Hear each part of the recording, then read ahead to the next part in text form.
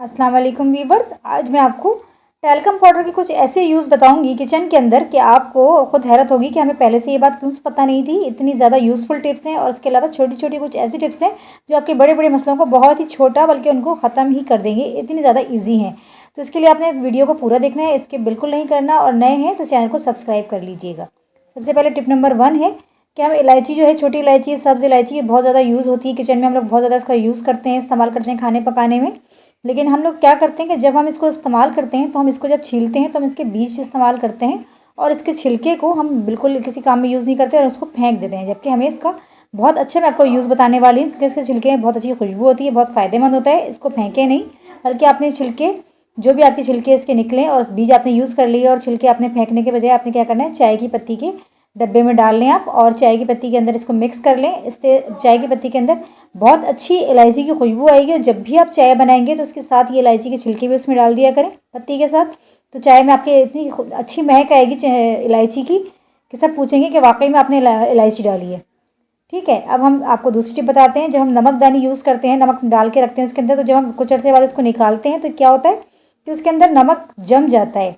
तो जम जाता है और इस तरह से इतना हार्ड सा हो जाता है, अजीब से टुकड़े टुकड़े से जम जाते हैं और उसको हम निकालते हैं तो निकलता नहीं है, ये बेकार हो जाता है नमक। ये देखिए किस तरह से जम गया है, किस तरह से। और सीलन का जब मौसम होता है तो बहुत ज़्यादा ये मसला होता है कि नमक उसके अंदर जम जाता है या उसके टुकड़े टुकड़े बन जाते हैं जो कि बहुत बुरे लगते हैं। तो उसके लिए आपने लेने कुछ कच्चे चावल, चंद लेने आपने, बहुत ज़्यादा नहीं लेने, मैंने कुछ थोड़े ज़्यादा थे तो मैंने कम कर दिए। इतने से बस आपने डालने हैं, बस ज़रा से चंद दाने आपने इसमें डाल देने और डाल के आपने इसको थोड़ा सा हल्के हल्के हिलाना है। 2 से 3 मिनट आपको लगेंगे, इस तरह से हल्के हल्के आप हिलाएंगे ना, 2 से 3 मिनट आपको लगेंगे और आपके ये देखिएगा अभी नमक बिल्कुल डिज़ोल्व हो जाएगा, बिल्कुल दोबारा से वैसा ही हो जाएगा जैसे कि डालते वक्त था।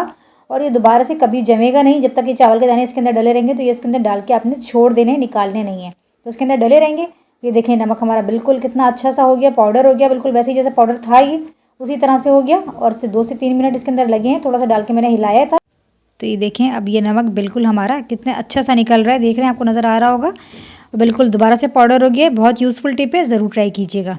अब चलते हैं तीसरी टिप की तरफ। तो हमारे घर जब ब्रेड आती है, अक्सर ब्रेड घरों में आती है, नाश्ते में यूज़ होती है, तो वो ये भी होता है कि अक्सर ये ज़्यादा इस्तेमाल नहीं होती है, 2-2 3-3 दिन तक पड़ी हुई रहती है। तो ये अजीब भुरभुरी सी हो जाती है, हार्ड हो जाती है, उसका टेस्ट भी मज़े का नहीं लगता है और इसकी सॉफ्टनेस ख़त्म हो जाती है। तो फिर ये खाने में अच्छी नहीं लगती है, तो या तो हम इसको फेंक देते हैं, बेकार कर देते हैं, क्योंकि ये हमें बिल्कुल टेस्ट में अच्छी नहीं लग रही होती है। तो आपने क्या करना है, जब ब्रेड आपकी आए, जब फ्रेश हो, तो आपने इसको इस तरह से, इसके कुछ स्लाइस आपने निकाल लेने हैं ऊपर से, 5-6 स्लाइस आप निकाल लें और उसके बाद आपने इसके अंदर रखनी है 3 से 4 आप लौंगे रख दें इस तरह से बीच में स्लाइस के ऊपर।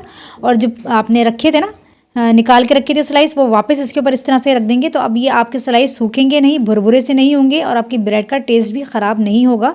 और ये 2 से 3 दिन तक अगर आप फ्रिज से बाहर भी रखेंगे तो आपकी बिल्कुल सही रहेगी। इस लौंगों से ये फ़ायदा होगा। इतनी ज़्यादा यूज़फुल टिप है, 100% काम करेगी, तो ज़रूर ट्राई कीजिएगा और मुझे बताइएगा कमेंट में आपको कैसी लगी। अब चलते हैं हम अपनी अगली टिप की तरफ, और ये टिप भी हमारी चूल्हे से मुताल्लिक़ है। चूल्हे पे हमारी बहुत ज़्यादा स्टिकीनेस हो जाती है, हफ्ते में एक दफ़ा हम लोग साफ़ करते हैं इसको, इस तरह से बिल्कुल डीप क्लीनिंग करते हैं, उसके बावजूद इस पर स्टिकीनेस हो जाती है, जम जाती है चिकनाई। तो आपने क्या करना है, किसी दिन भी रात में हफ्ते में एक दफ़ा अपनी काम कर सकते हैं, टैल्कम पाउडर लेना है और टैल्कम पाउडर इस तरह से आपने चूल्हे पे चारों तरफ अच्छे से छिड़क देना है। इसके लिए अगर आपके पास कोई एक्सपायर टैल्कम पाउडर पड़ा है जो बेकार हो चुका है, आप यूज़ नहीं करते हैं, तो आप वो भी यूज़ कर सकते हैं।